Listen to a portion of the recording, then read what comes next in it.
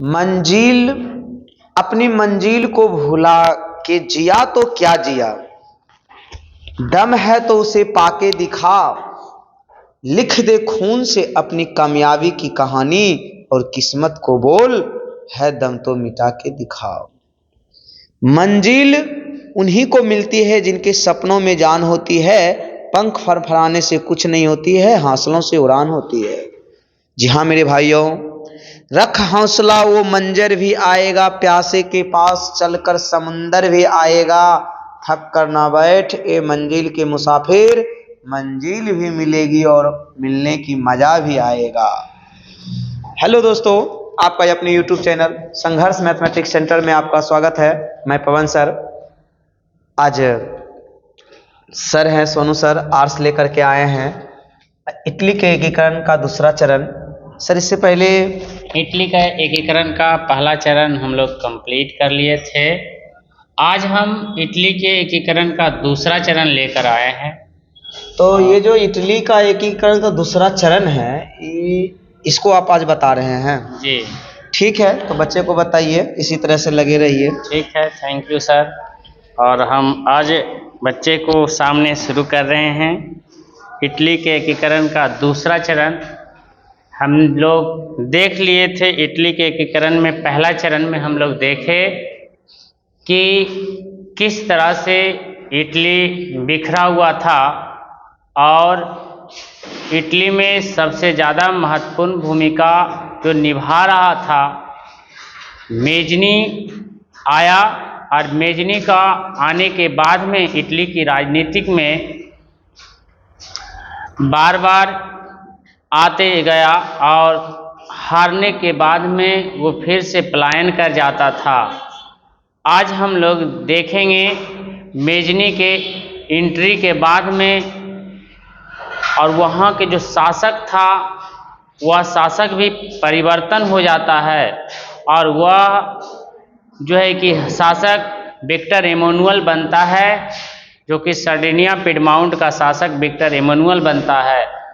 अब हम लोग देखेंगे विक्टर एमानुएल ने किस तरह से काउंट काबूर को प्रधानमंत्री बनाकर इटली के एकीकरण को कैसे भूमिका निभाया था, और इस कहानी की शुरुआत से आगे बढ़ाते हैं। चलिए कहानी को शुरू करते हैं। सबसे पहली बात है कि इटली के एकीकरण के ये दूसरा चरण है बाबू। इटली के एकीकरण का ये दूसरा चरण है, जिसमें से हम लोग देखेंगे कि 1848 ईस्वी तक एकीकरण का सारा प्रयास असफल रहा। जितने भी किया गया, आपको आपको हम मेजनी के द्वारा सारा प्रयास असफल रहा। लेकिन कह सकते हैं कि इटली के लोगों में राष्ट्रवाद की जो भावना है वो और तेजी से उबाल आ गया, और वहां पर राष्ट्रवादी भावना जो तेजी से बढ़ा, और इस तरह से इटली के आने वाला जो भविष्य था, जिस तरह से हमारे देश में 1857 की क्रांति ने एक बहुत बड़ी ताकत बनकर उभरा। यही जो क्रांति, यही देशभक्ति हम लोगों को 1947 की आजादी में दिलाई थी। उसी प्रकार से इटली में भी जो ये राष्ट्रवाद की भावना पनपाया गया था, तेज हो गया। अब इटली कहते हैं इटली में सर्डिनिया पिडमाउंट का नया शासक बना विक्टर एमानुएल। बहुत अच्छा शासक था, जो राष्ट्रवादी विचारधारा का था, जो राष्ट्रवादी विचारधारा का शासक था। और कह सकते हैं कि विक्टर एमानुएल ने काउंट काबूर को प्रधानमंत्री बनाया। बहुत ज्यादा ये VVI आपका क्वेश्चन है कि विक्टर एमानुएल ने किसे जो है कि प्रधानमंत्री नियुक्त किया, तो आपको बता दें कि काउंट काबूर को प्रधानमंत्री नियुक्त किया। उसके बाद में इससे आगे हम लोग चलते हैं, और आगे चलने के बाद में अब आते हैं काउंट काबूर के बारे में हम लोग यहाँ पर पढ़ेंगे। काउंट काबूर के बारे में हम लोग पढ़ेंगे। सबसे पहली बात है, काउंट काबूर जो था ये एक सफल कूटनीतिक और राष्ट्रवादी नेता था। सफल कूटनीतिक और राष्ट्रवादी नेता था। ये इटली को एकीकरण में सबसे बड़ी बाधा ऑस्ट्रेलिया को मानता था। इटली के एकीकरण में सबसे बड़ी बाधा किसको मानता था? ऑस्ट्रिया को मानता था। आपसे अब सवाल पूछेगा कि इटली के एकीकरण में सबसे बड़ी बाधा कौन था? ऑस्ट्रिया था। आगे बढ़ते हैं। यहां पर इसने ऑस्ट्रिया को पराजित करने के लिए फ्रांस से दोस्ती का हाथ बढ़ाया। फ्रांस से दोस्ती का हाथ बढ़ाया और कह सकते हैं 1853 और 54 ईस्वी में 1853 और 54 ईस्वी में क्रीमिया के युद्ध में काउंट काबूर ने अपने तरफ से फ्रांस की तरफ से युद्ध में शामिल होने के लिए अपनी सेना भेज दिया, जबकि फ्रांस ने कोई मदद नहीं मांगा था। फ्रांस ने कोई मदद नहीं मांगा, फिर भी जो है कि इन्होंने अपनी दिमाग लगाया और अपनी कूटनीति का परिचय देते हुए इसने जो है कि फ्रांस के तरफ से अपनी सेना को भेज दिया, क्योंकि इसका मानना था कि फ्रांस के बिना इटली का एकीकरण संभव नहीं है, फ्रांस की मदद के बिना। अब आगे की बात बताते हैं कि यहां पर क्या होता है। यहां पर जो होता है कि 1853 और 54 के क्रीमिया के जो युद्ध में काबूल ने फ्रांस की ओर से जो अपनी सेना भेज देता है, इस युद्ध में जब युद्ध समाप्ति होता है, क्रीमिया के युद्ध जैसे ही समाप्त होता है, इस युद्ध में बता दें कि इस युद्ध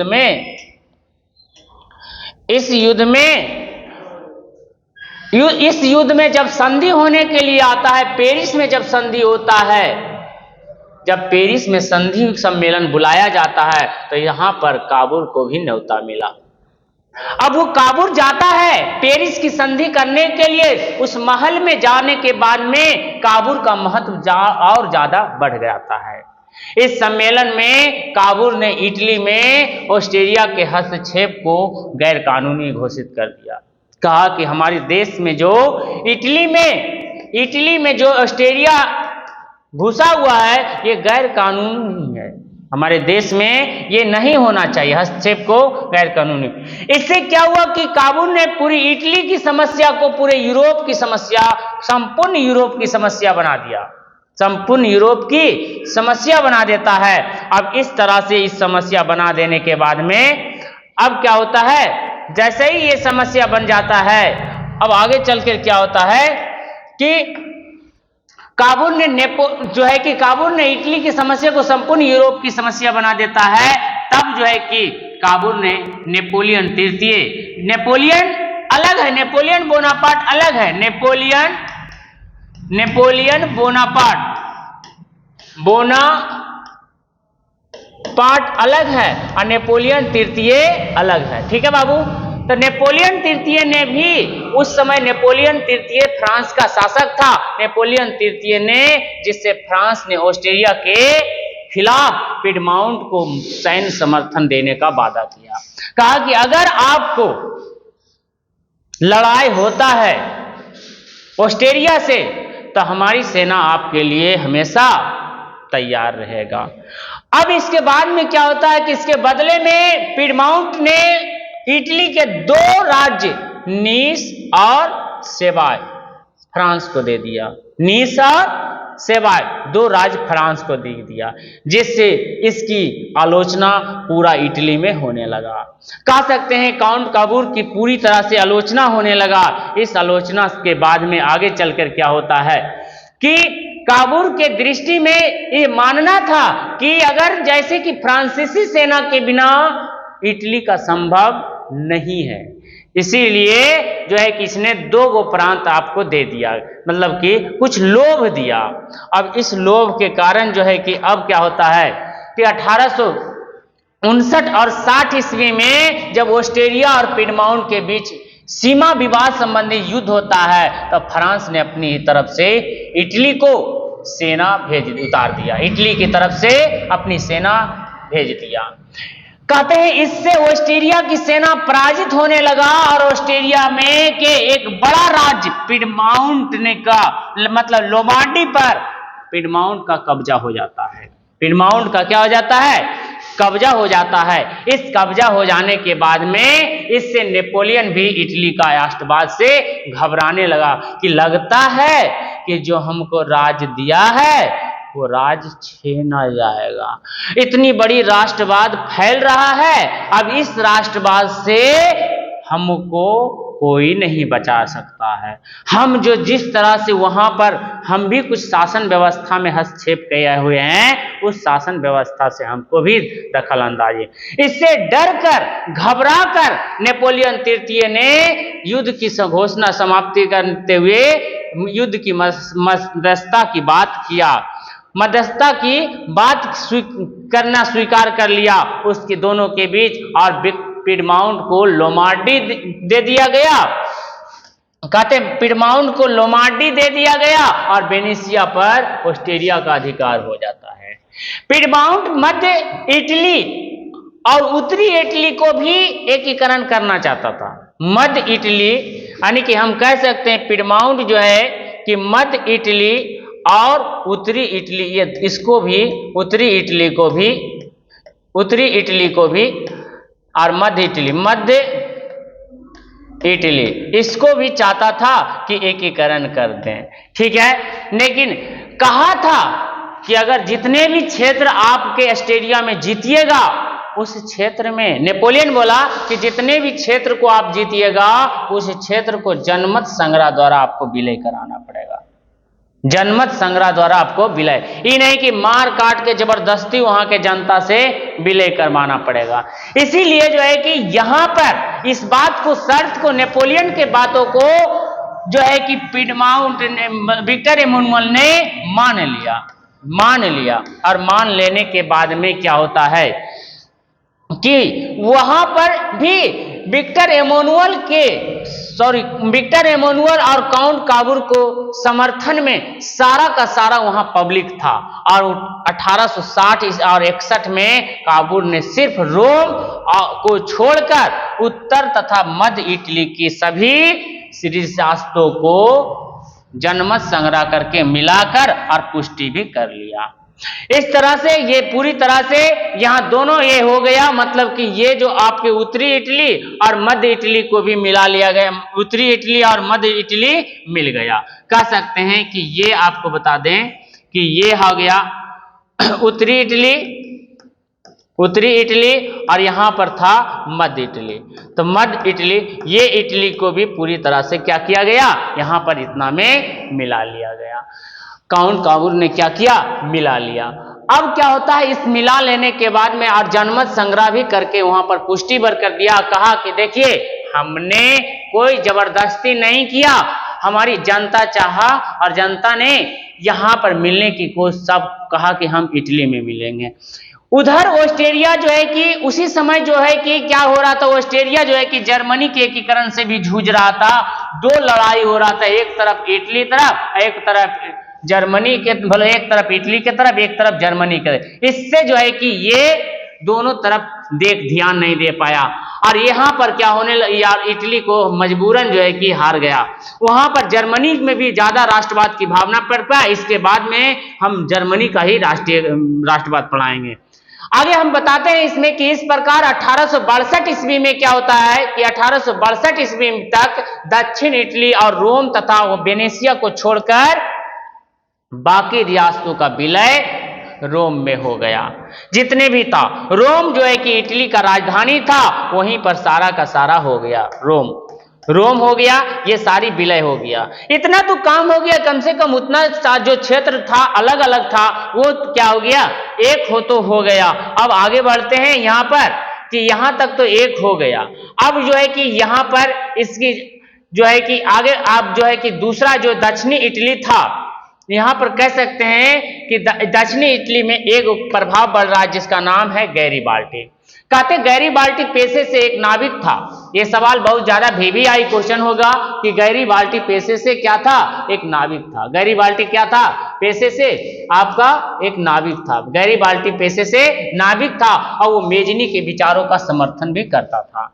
लेकिन बाद में क्या हुआ, काबूर के प्रभावों में आया और संवैधानिक राजतंत्र का पक्षधर बन गया। कह सकते हैं गैरीबाल्टी महान क्रांतिकारी था जो दक्षिणी इटली के एकीकरण कर गणराज्य की स्थापना करने का प्रयास कर रहा था।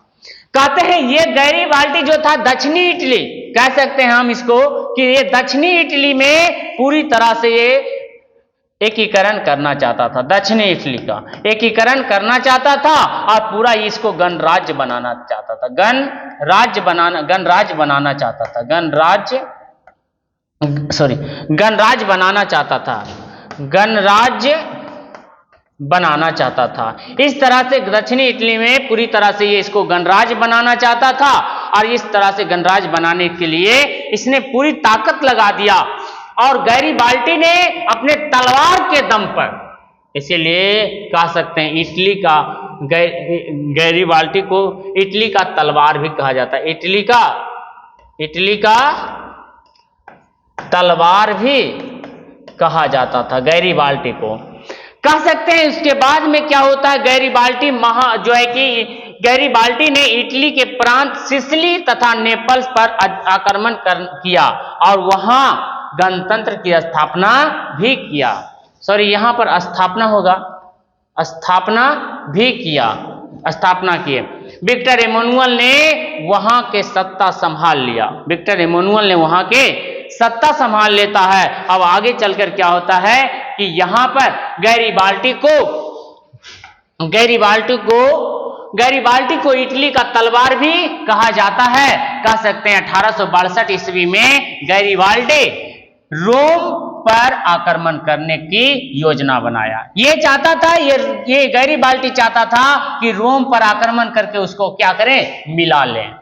लेकिन अगर बताइए कि किसी देश में अगर धर्म पर अगर अटैक होता है तो धर्म पर अटैक होने से वो राज्य नहीं मिल पाएगा, क्योंकि धर्म के मामले में दुनिया आज देखिए भारत क्या हो चुका है कि धर्म के मामले में ज्यादा आगे बढ़ रहा है, धर्म के मामले में ज्यादा आगे बढ़ रहा है। इसके कारण से धर्म से क्या हो रहा है कि धर्म से लोग अंधभक्त भी बन रहे हैं और जो मन होता है जो बोल रहे हैं। अगर देखिए आज क्या हुआ कि आज जो कि कुंभ का मेला जो चल रहा है, उस कुंभ के मेले में 2000 लगभग में मरे होंगे।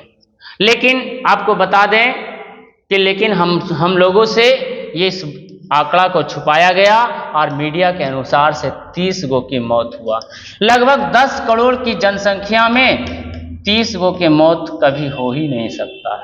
इस तरह से यहाँ पर हमारी आंकड़ा को छुपाया गया है। और हमारी जो धर्म के नाम पर एगो धीरेन्द्र शास्त्री बाबा हैं जो कहा कि कुंभ के मेले में मरा तो उसको क्या हो जाएगा कि मोक्ष की प्राप्ति होगा। अच्छा आप ही बताइए कि कुंभ के मेले में किसी भाई किसी बहन की अगर छोटी सी बच्ची की या छोटा का बच्चा का मृत्यु हो जाएगा तो उसको मोक्ष की प्राप्ति होगा?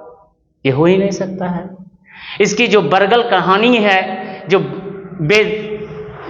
फालतू बातें हैं, ये बोल के जो धर्म के लोगों ठेकेदारों को क्या किया जा रहा है, बहुत जो है कि हम लोगों को नुकसान किया जा रहा है। इससे आगे बढ़ते हैं, आगे का कहानी होता है। लेकिन कहते हैं यहां पर लेकिन जो है कि गैरीबाल्टी की मुलाकात उसी समय जब ये अटैक करना चाहता था, रोम पर अटैक करना चाहता था, तो उसी समय जो है कि 1862 में गैरीबाल्टी ने रोम पर आक्रमण करना चाहता था, लेकिन गैरीबाल्टी की मुलाकात काबुल से हो गया। काबुल से हो जाने के बाद में ये दोनों मिलकर संधि कर लिया और इससे विचारों से प्रभावित होकर इन्होंने आक्रमण की योजना को त्याग दिया। आक्रमण की योजना को ये त्याग देता है। अब त्याग देने के बाद में यहां पर आगे बढ़ के क्या होता है कि विक्टर एमानुएल जो वहां का शासक था, विक्टर एमानुएल जो वहां का शासक था, कह सकते हैं कि गैरीबाल्टी को दक्षिण इटली का शासक वो बनाना चाहता था। लेकिन जो है कि क्या होता है कि उसने सारी संपत्ति राष्ट्र के नाम पर समर्पित कर देता है और वो एक किसान साधारण जीवन जीने का आश्रित होता है। इस कारण गैरीबाल्टी को चरित्र को भारतीय स्वतंत्रता संग्राम में खूब प्रचारित किया गया और प्रचारित किया जाने के बाद में इसी के कारण लाला लाजपत राय ने इनकी जीवनी को लिखा। लाला लाजपत राय ने इनकी जीवनी को लिखा। 1862 ईस्वी में काबूर की मृत्यु हो जाता है, जिससे उसने इटली के एकीकरण को पूरा कंप्लीट नहीं देख पाता है। इस तरह वह भी पूरे इटली का एकीकरण नहीं देख पाया है। उसके बाद में आगे की कहानी होता है कि ये 1870 और 71 ईस्वी में 1870 और 71 ईस्वी में फ्रांस और पर्सा के बीच उसी समय लड़ाई होता है। पर्सा जो है कि जर्मनी का ही एक हिस्सा था, पर्सा का एक जर्मनी का ही हिस्सा था, जो कि फ्रांस से लड़ाई हो जाता है। इस लड़ाई में वो युद्ध में छिड़ गया और उस युद्ध में फंस जाता है, और इस युद्ध में फंस जाने के कारण पोप जो था, कहते इटली पर जो रोम पर जो पोप का प्रभाव था, इस प्रभाव को इसी समय जो है कि पोप को संरक्षण नहीं दे पाया फ्रांस, और वह इस कारण से रोम तथा वेनेशिया को विक्टर एमानुएल ने इस मौका को देखकर वहां पर क्या किया गया, अधिकार कर लिया गया। अब इसको इटली को रोम और वेनेशिया को जब मिला लेता है और पोप को एक वेटिकन सिटी में शरण लेना पड़ जाता है, पोप को वेटिकन सिटी में वहां पर शरण लेना पड़ जाता है। अब अंततः इटली के 1871 ईस्वी में इटली का एकीकरण कर दिया जाता है। आपसे सवाल यहां पर पूछेगा कि इटली के एकीकरण कब हुआ और इसका योगदान किसका किसका था। सबसे पहली बात है कि अंततः 1871 ईस्वी तक इटली का एकीकरण मेजनी, काबूर, गैरिबाल्टी जैसे राष्ट्रवादी नेताओं एवं विक्टर एमानुएल जैसे शासक के योगदान से पूर्ण हुआ। अब हम आगे अगला नेक्स्ट क्लास में हम लोग देखेंगे कि जर्मनी का एकीकरण। आज का हमारा क्लास इटली का एकीकरण कंप्लीट होता है। आपका जितना भी क्वेश्चन बनेगा, हम अगला पार्ट में अंतिम में हम आपको क्वेश्चन को पूरा कंप्लीट क्वेश्चन और आंसर जो है का हम अंतिम में करवा देंगे, और ऑब्जेक्टिव भी आपको हो जाएगा। ऑब्जेक्टिव टोटल हम करवाएंगे। इसके लिए आप टेंशन नहीं लेना है कि क्या क्या। अगर किसी बच्चा को नोट्स चाहिए तो आप कमेंट बॉक्स में आप कर सकते हैं, नोट्स हम आपको भेज देंगे। ठीक है, इस तरह से आज के जो सेवा है विराम। जय हिंद, जय भारत।